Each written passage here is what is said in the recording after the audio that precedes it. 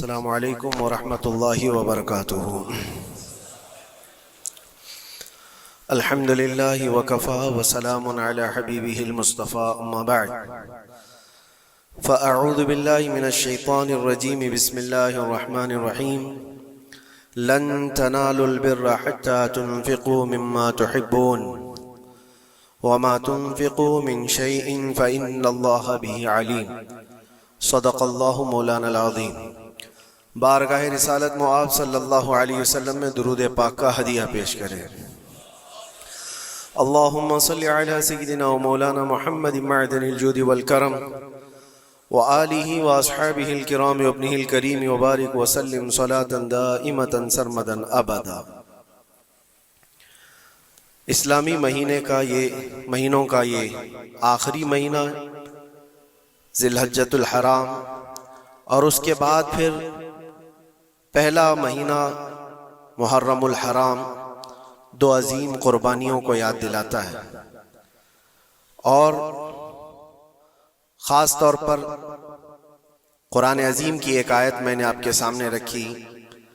اللہ تعالیٰ فرماتا ہے لن تنالوا البر حتى تنفقوا مما تحبون، تم اس وقت تک بھلائی کو اور کامیابی کو نہیں حاصل کر سکتے جب تک اپنی پسندیدہ چیز اللہ کی بارگاہ میں خرچ نہ کر دو۔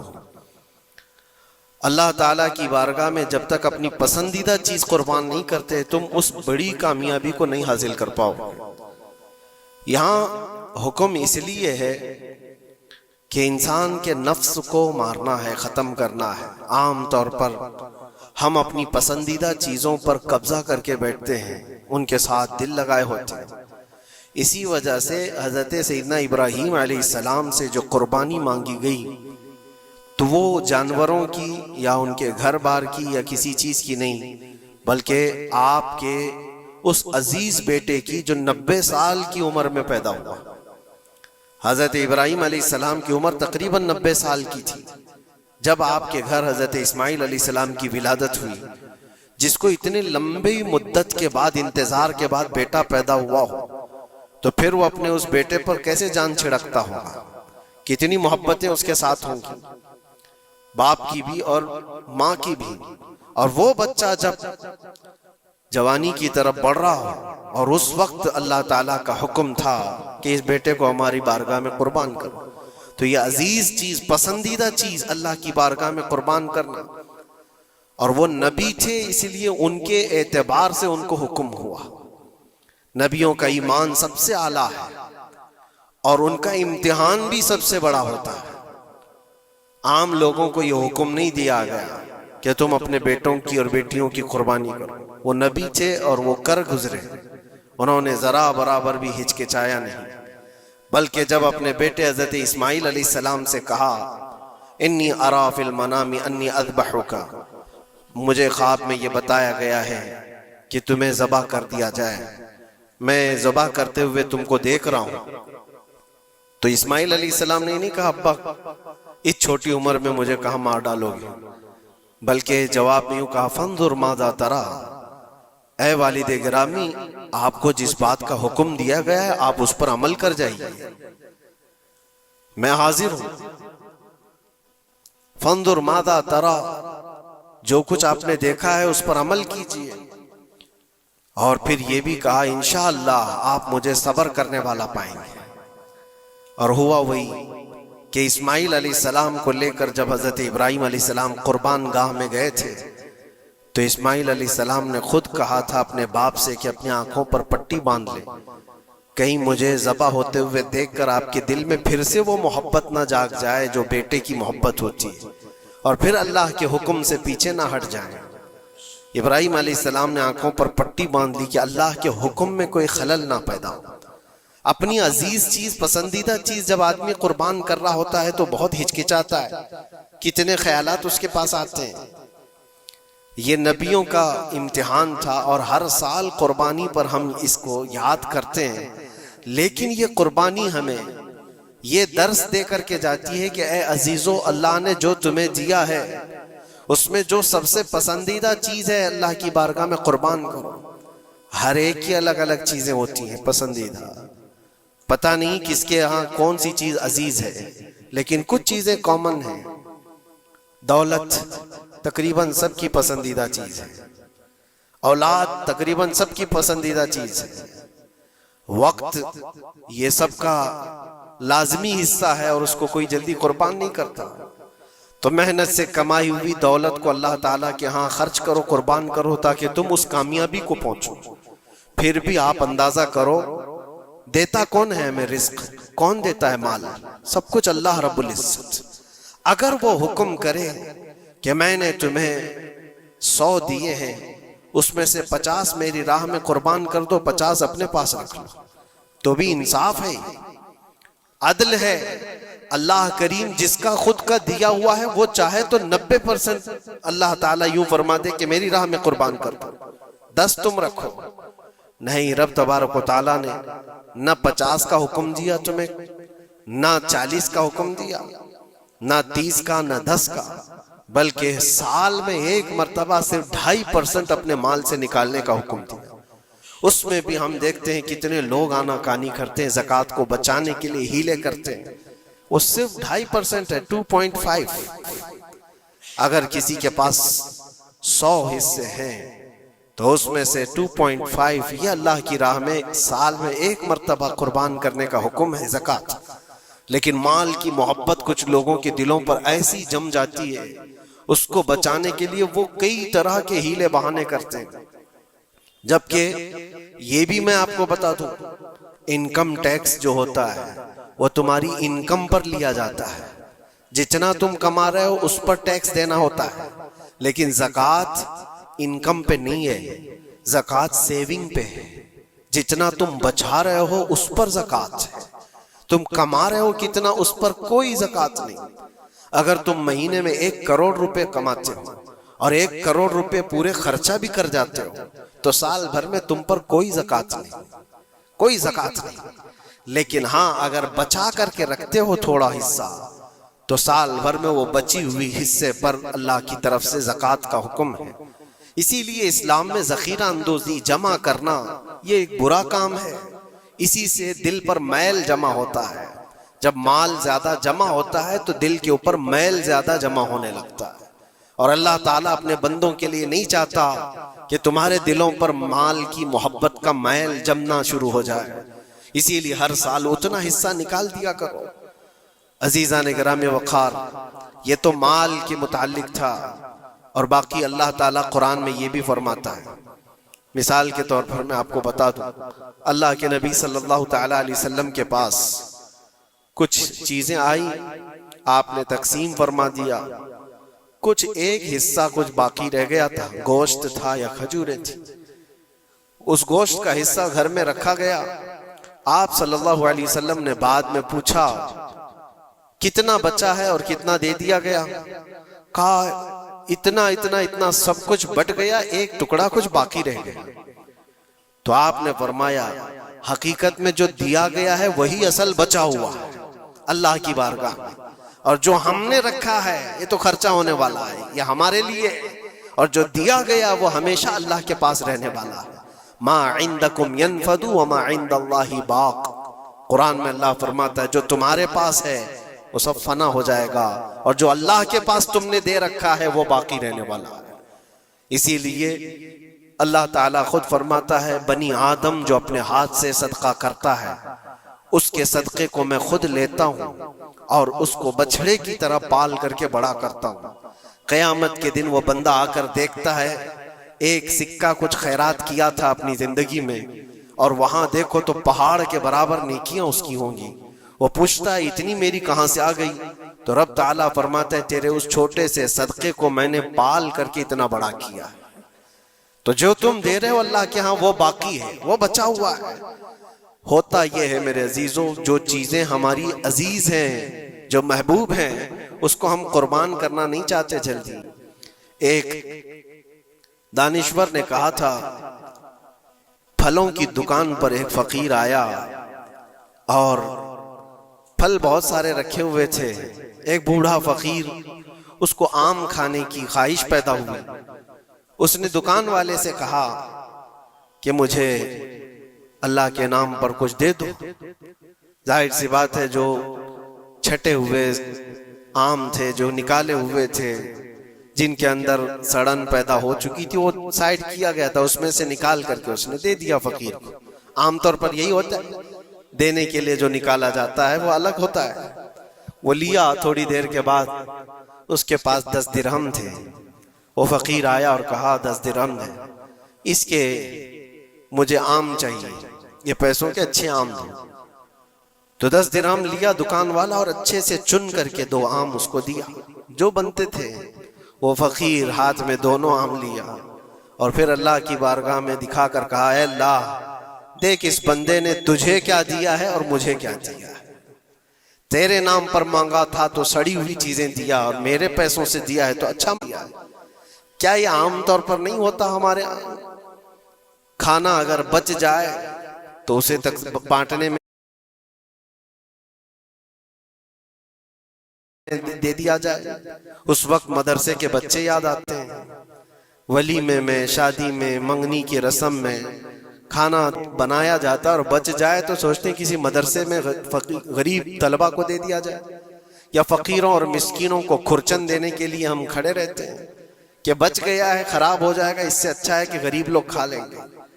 ایسا کیوں نہیں ہوتا کہ جب دیگ پک کر تیار ہو جائے تو اس کا اوپر والا پہلا کھانا فقراء کو دے دیا جائے، کیونکہ وہ اللہ کے نام پر دیا جا رہا ہے۔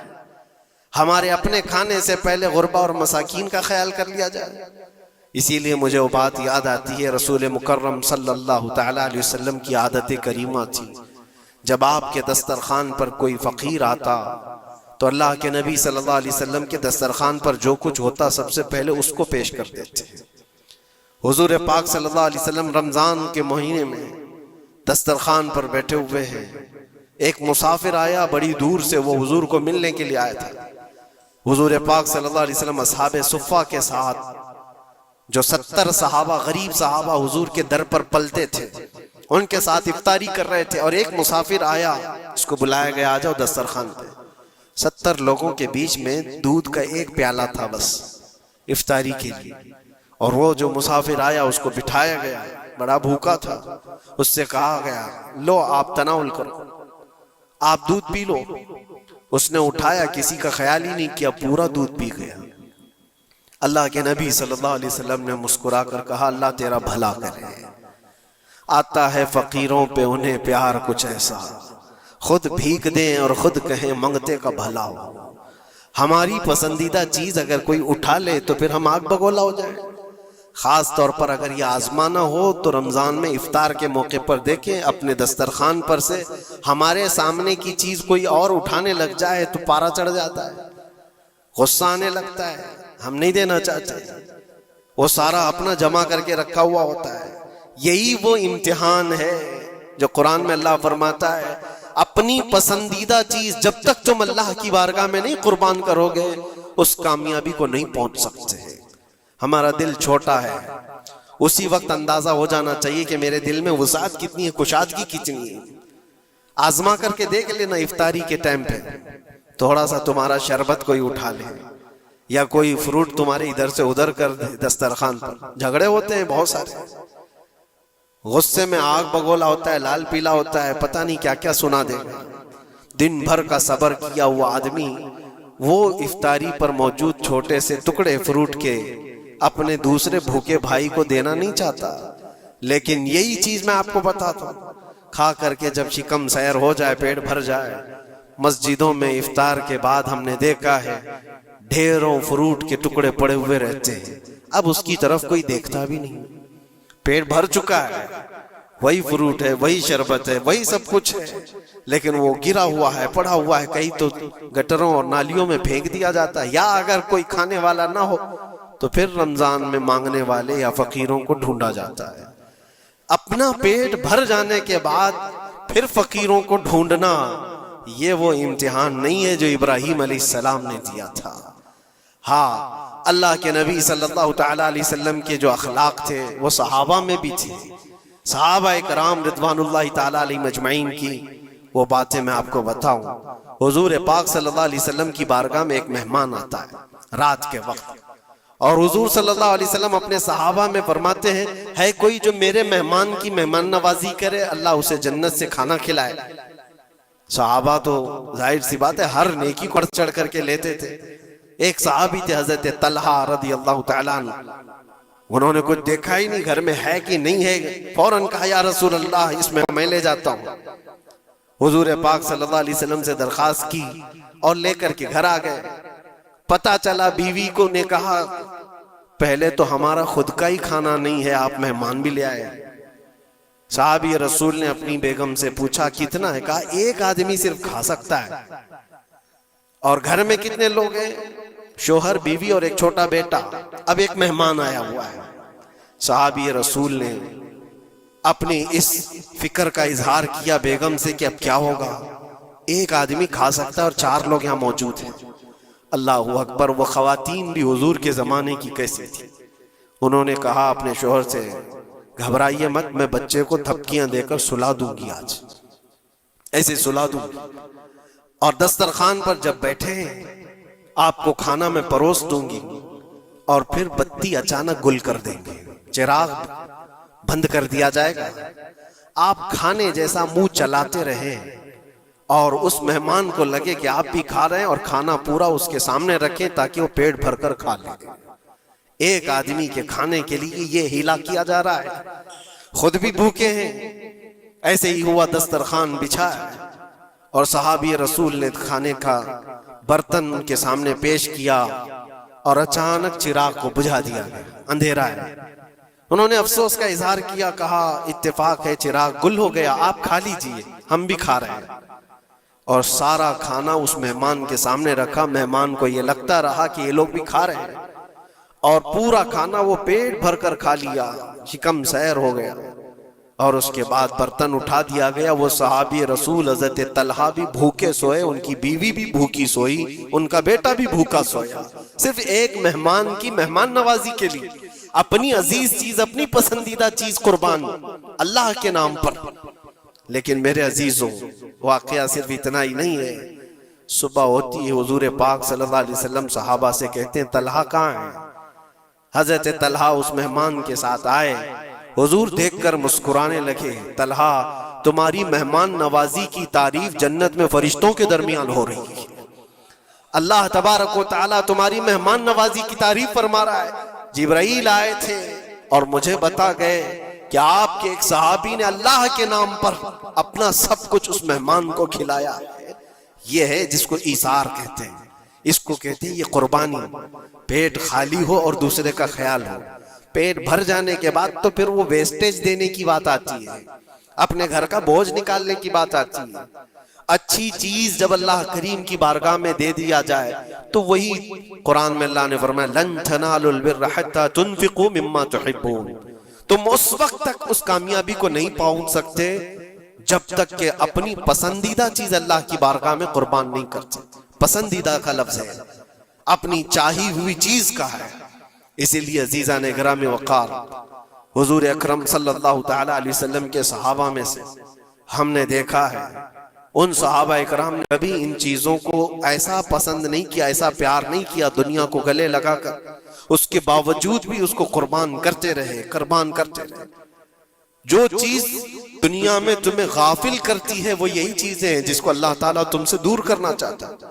قرآن پاک میں اللہ تعالیٰ پوچھتا ہے یا ایھا الانسان ما غرک بربک الکریم, اے انسان تجھے تیرے رب سے کس نے دھوکہ دیا ہے؟ کون ہے جو تجھے تیرے رب سے دور کیا ہے؟